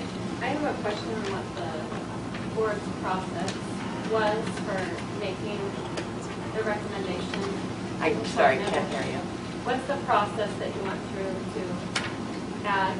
Because when we went through a process to add Hal, or have him fill the last seat that was open, we collected resumes, we went to an interview, we scored. So I'm curious how the recommendation came about for these 2 seats. Sure. The recommendation came from my personal experience. Mayor Nexon served on the board for an extensive amount of time, and he has a background that would be conducive to jumping right back in. I did attach the resume for Mrs. Cox and gave it to the members of the board. She has extensive experience in benefit trust, health insurance, self-funding plans, which nobody that currently sits on that board has. And we will be discussing how we're going to move forward with this process, because there's some question as to how the former process went with Hal. And no offense to Hal, but there was no formal process. It's not up to the trust to appoint trustees. It's not up to the trust to recommend. I mean, they could recommend, but it comes to the board, and it was a backwards kind of process. The decision was made before it came to the board. So we're going to work on that so it's very transparent about how we go about doing that. But I think in light of the problems that we have with the Affordable Care Act and, you know, the legislation and whatnot constantly changing, and I said it when Hal was being appointed or up for appointment, I think it's imperative that we have somebody that has that experience, that knows the right questions to ask, and that's why I recommended Marcia Cox. So there is no formal process. It's not laid out in the trust document, as you well know, and I haven't seen anything that's a formal process, but we intend to do that, to make it formal. Nicole? Yes. Mrs. Cohen? Madam President. This was all new to me. I didn't read this particular email that this was going to be added until today, and this is the first time I've heard of the background that led up to this. And my question is, if it's up to the school board to make this appointment, and you are one school board member, there was no discussion among us. This was a decision you made totally on your own to call for their resignation of both people, is that correct? And then you also selected, I'm sure, two very qualified, capable people. I have no problem with that. But I do have a problem with how this was done. And you know, this board is all about being open and transparent and communicating. And we are a beginning board learning to work together. Correct. And I do not think in this instance that I do not like the way this was done. I can appreciate that, and I agree. I did make that decision to move forward on my own. This is after a year of really struggling, and we're heading into our budgeting, and it's just imperative for me to be able to trust and understand. And I'm not saying anything about the former trustees. But these are temporary terms. This isn't like I was proposing for somebody to start a 3-year term. But I mean, to call on your own for the resignation it's monumental to me. Well, let me just be really clear about that. They did not need to resign. I intended to move this action item, whether it was voted up or down, whether they resigned or not. It was simply a matter of trying to be respectful of these women who had spent so much time. So if they had, and so in order to be transparent, I called for their resignation so this wouldn't happen, to be honest. Otherwise, I would have just put up an action item to remove and replace. So it didn't work out that way, but I was really trying to be respectful to both the women because I had the choice to remove and replace, and that's not what I wanted to do, and call for the vote. And you had the choice. May I ask, did you have the power to do that?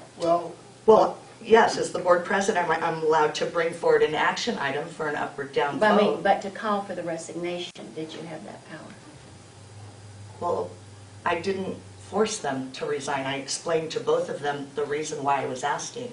I did not want to call for a vote to remove them and then replace them. Well, that's parsing the language. Well, I'm not. I'm telling you my reasoning. But to call, to ask for anyone's resignation is pretty certain. Most people are going to be so affronted by this that they will resign on the spot.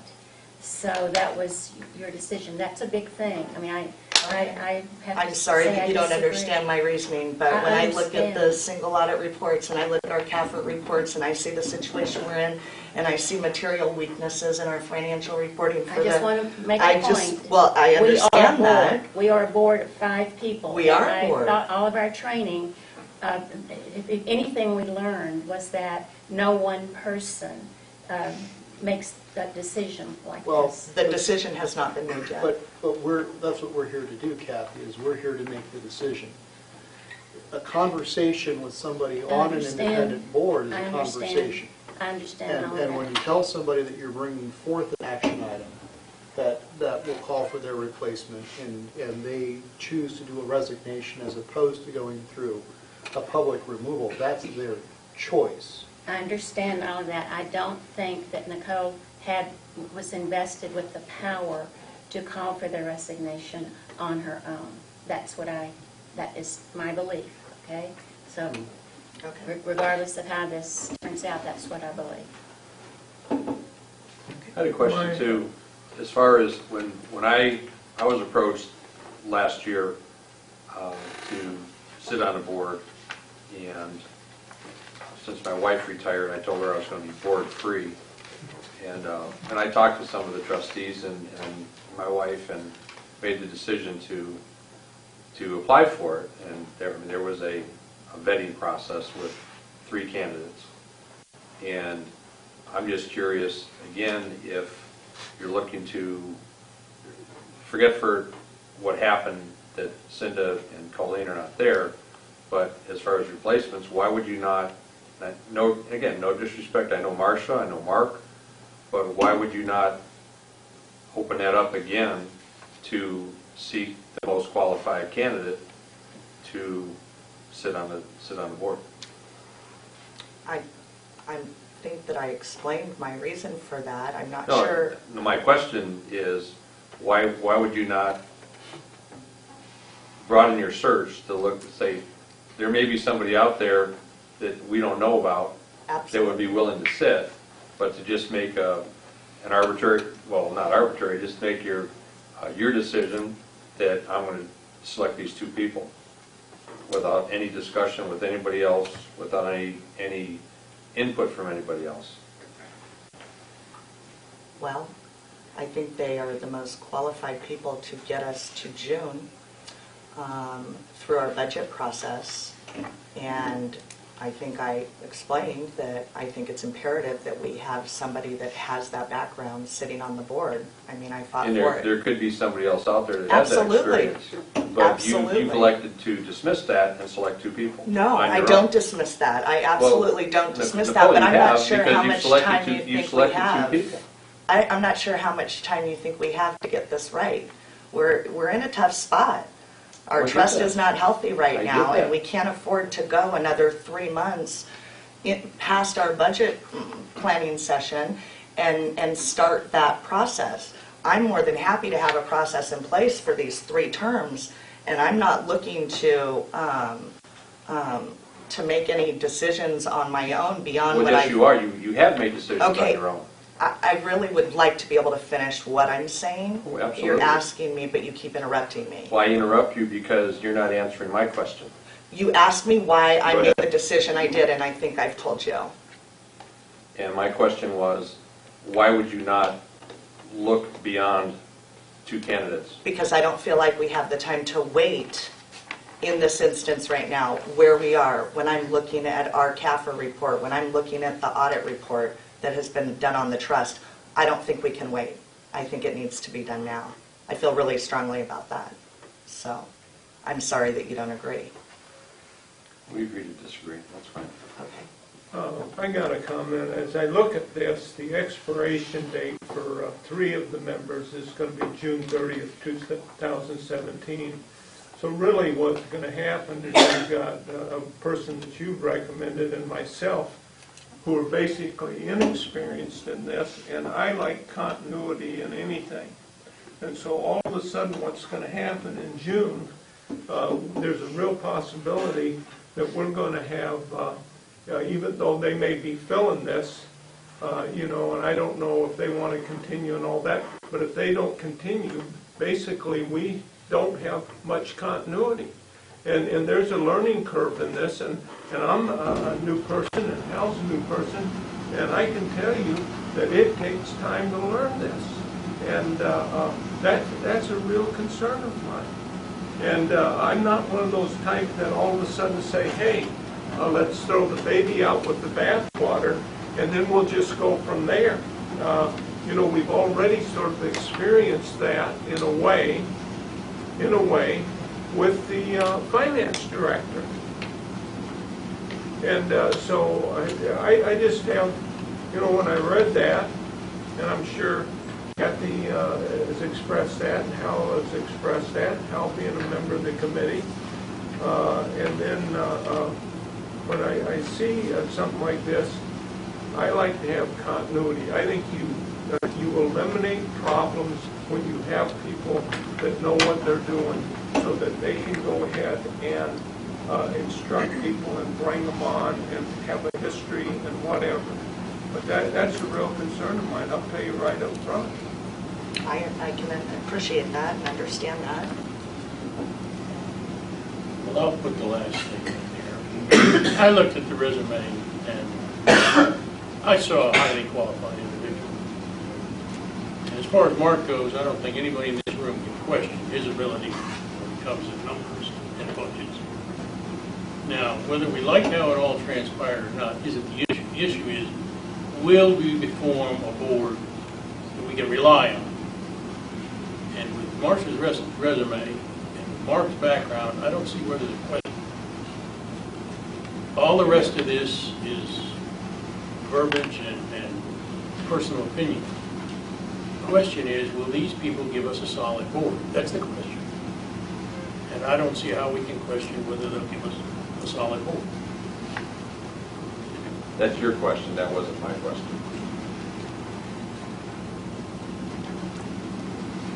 Any other questions? I have one other. Are we going to, through the school board meetings, then develop a process in which the other 3 seats in June are going to be selected? Or is that going to be school board selected? Or will it be through the business office at our school?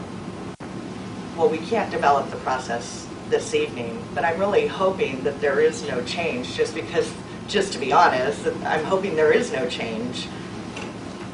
Even though there's 3 that are expiring. I mean, you're invested in the board, I'm assuming. Carrie's invested in the board, and Mr. Rooney is invested in the board. Maybe since that's after our term, maybe he won't be at that point, but it's not my intention to replace everybody. It's just my intention to make sure that we get back on a solid footing and fund our trust and feel confident with what I'm being told. And to this point, I have not felt that. So I really didn't want to offend anybody or hurt anybody's feelings, and I certainly wasn't trying to go behind this board's back by having the conversation, but I'm doing what I feel is in the best interest of the district, and that's all I can do. So I don't know if that answers your question. No, I don't have a process in mind, but John and I did discuss not having to do with this, but during the last process, there was no process, and we will make sure there is one. And if there was a process, it wasn't transparent. That's right. From my perspective moving forward, these positions should be advertised publicly. It shouldn't be a shoulder tap process. And what Hal's describing is not a shoulder tap process necessarily. But when you start talking about our employee benefit trust, the reason why the statute exists that says 1 board member, 1 staff member, is because it's a community-based board.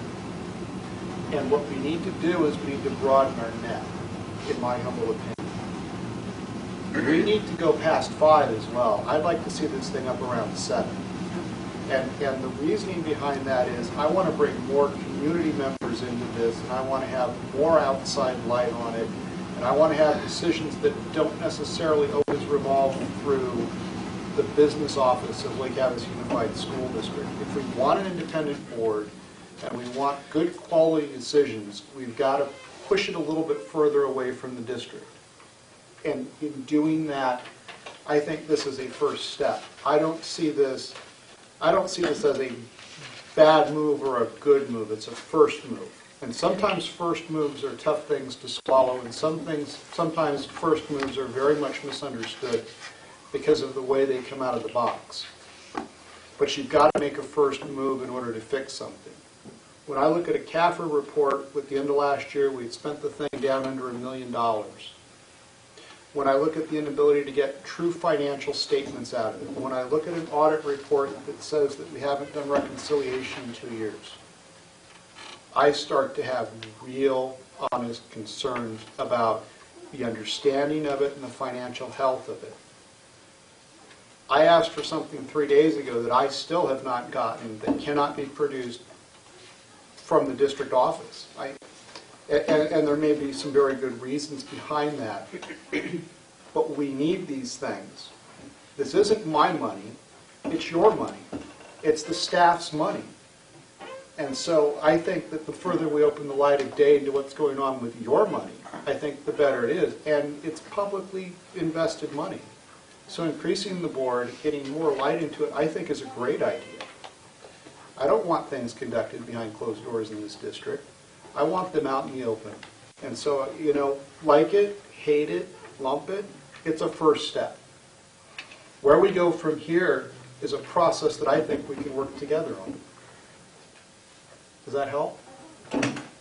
Yeah, I'm just, for me, I'm the employee representative on the trust. Mhm. So there is a procedure for my election, and it goes through the recommendation of the business office, and I'm voted on by the staff.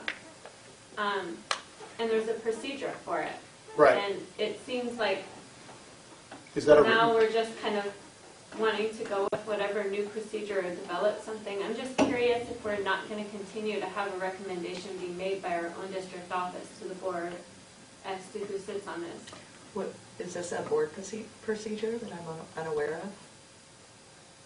It's regarding employees, not that I'm aware of. But I think it's... See, I'm unaware of your procedure. I didn't know that existed. It speaks, though, to the point that she's elected on behalf of her peers and her colleagues. So I think that in a way that's similar to what's being discussed here tonight by having that resume and that formal process of selecting a candidate, which ultimately would be approved through the board. But I think that's our internal way of selecting that staff member who would sit on that board. Okay. Unless there's some other way to go about making that a more formal or a resume-based process. I think that speaks to what you're talking about tonight, is just making sure that there's something firmly established and followed. Sure. So we'll work together on how you would like to see that occur as far as the employee. A question. Carrie, you have the history of the EBT. You've been on it for so long. All of the positions on the EBT board, what has been the procedure, not yours, but what has been the procedure for selecting a new member? Well, typically, the process when an open seat has come to the end of its term, so this is a little different scenario than that. The recommendation has come from the business office to the school board, and they've made a recommendation to vote and approve or not approve. Okay. Mark Nexon was one of them, since I've been serving on that was asked for approval and was given by our recommendation. And that was led by the district office. It hasn't been necessarily through our committee. When we looked at the resumes, Missy had asked that we kind of take that on as a trust and look at those and kind of rate different resumes and applicants the last time. And we made a recommendation with Hal in that one, which then Missy presented to the board again for approval. But it's always come as a recommendation from the business director, so I'm just curious if we're going to continue Are there with that or written not. procedures in the bylaws for how to select? There is. I just wanted to comment, if you haven't had an opportunity to read the trust document, the trust document that's in place right now is the original document, and it does have rules in place that say that the governing board is the... It doesn't specify governing board specifically. It does. It says the school. No, it says governing board. It's speaking of the governing board. But the point, I guess the point of it is that there is a process in place where... My sense, I think also, our directors also have an input to make that recommendation, and when we say school, because I think that's all of us, all of the stakeholders. But that's well, if you have a chance to read it, it does say governing. Well, the governing board is ultimately responsible for the finances of school. Correct. So that's what we're talking about. And they're responsible on voting on a recommendation. Which we will be responsible for doing that. And I will just point out, as a governing board member, when we appointed Hal, I was never privy to a resume, so I'm glad you were, because I was not as a governing board member. So the process has not been clear. Was that asked for? Absolutely. I asked for an application and never got one. But I'm just operating off the current trust instrument and operating off the fact that I have been requesting information for a very long time that I've been unable to get. And I'm also operating under the assumption that, again, I think it's imperative that we have somebody that knows the right questions to ask on behalf of the trust.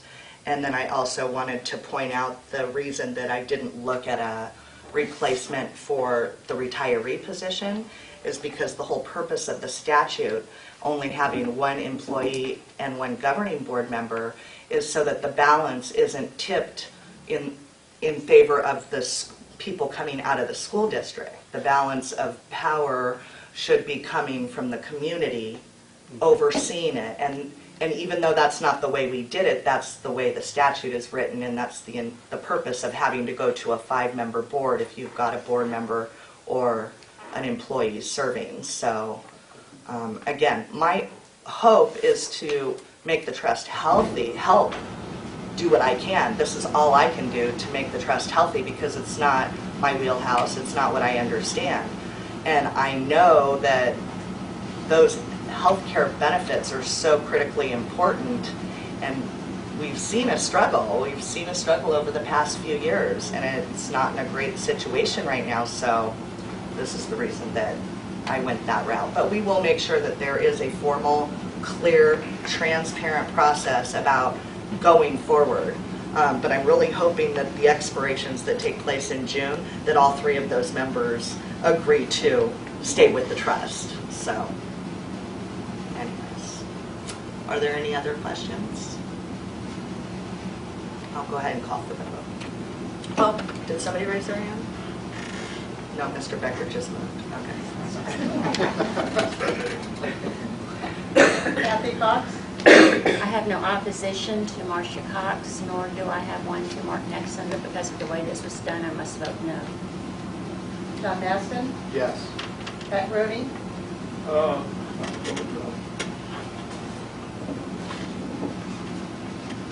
voted no.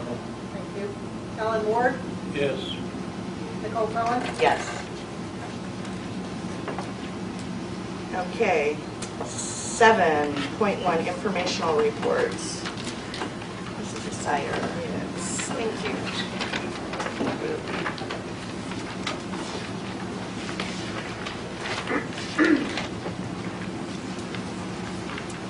Okay, just a few things that I wanted to bring up this evening, if I may. As always, we alert the donations, and I did want to compliment Mr. Murray on the cover memo, because not all of you get to see it as we go through the consent agenda. Not only are we talking about donations to the district, but he also highlighted that there have been some donations made to student groups that wouldn't normally show up on the donation list. And so hopefully those are going to continue to show as well, so we can recognize those folks. In terms of our gifts and donations so far, we are in April of the fiscal year. I'm sorry, there are gnats. Anyway, I'm afraid I'm going to inhale one. Anyway, for year to date, again, $163,500 in terms of monetary donations to the district, which is amazing. And we had particularly large donations this month from Chillin and Swillin, $4,300 to the athletics department, and Copper Canyon Foods $3,500 to the athletics, and then Havasu Deuces another $1,200 to the athletics. And I do know that, if I can just make this comment, as we're trying to reduce athletic fees, and yet as we implement some of the things that we're paying for through the override, the actual cost for athletics is going up, because coaches, stipends, et cetera. And so these donations very much help our athletic programs to stay solvent.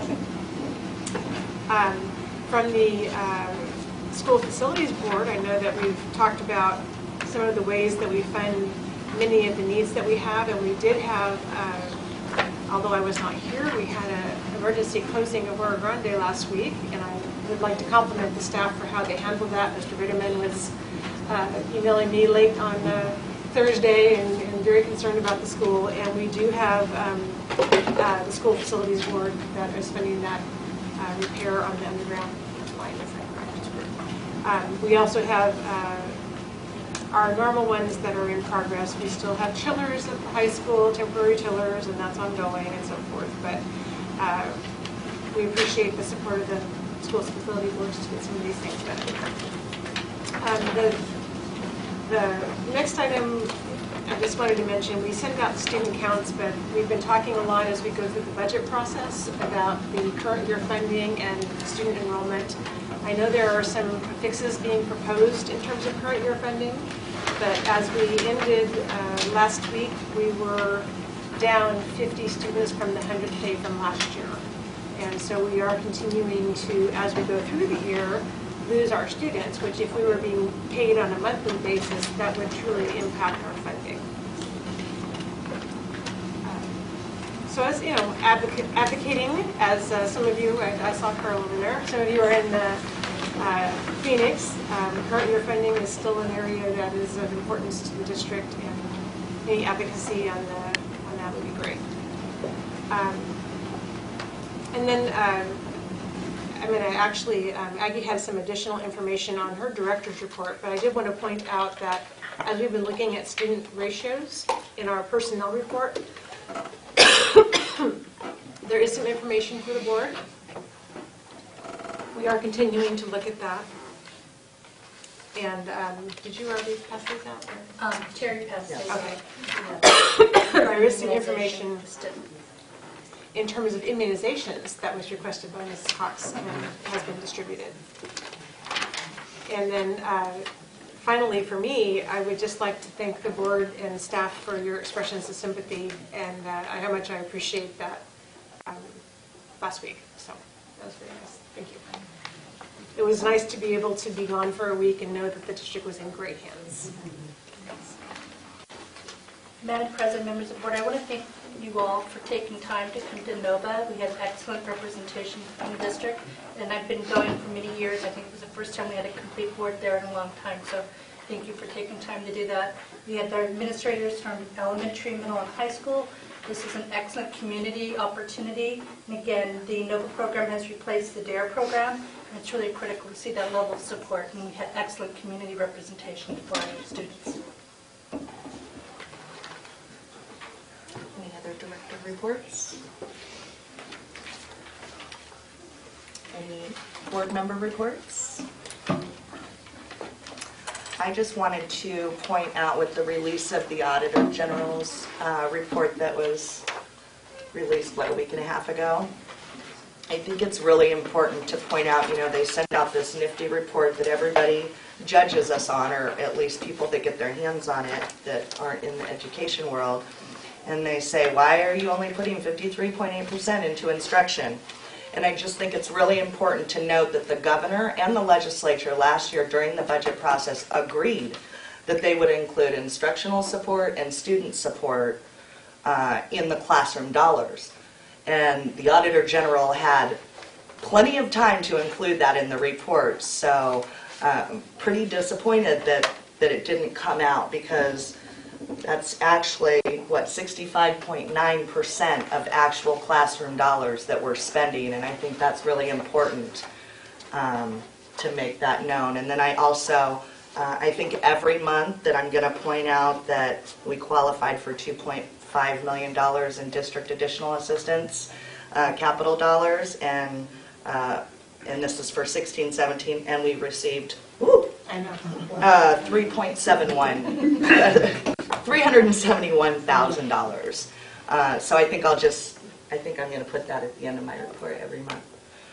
But when it comes to the Auditor General, that's really disappointing. You get an agreement from the governor and the legislature as a whole, and they have a whole year to put the report out, and they did it wrong. So I don't have anything else. Oh, actually, I do have some suggestions for future agenda items.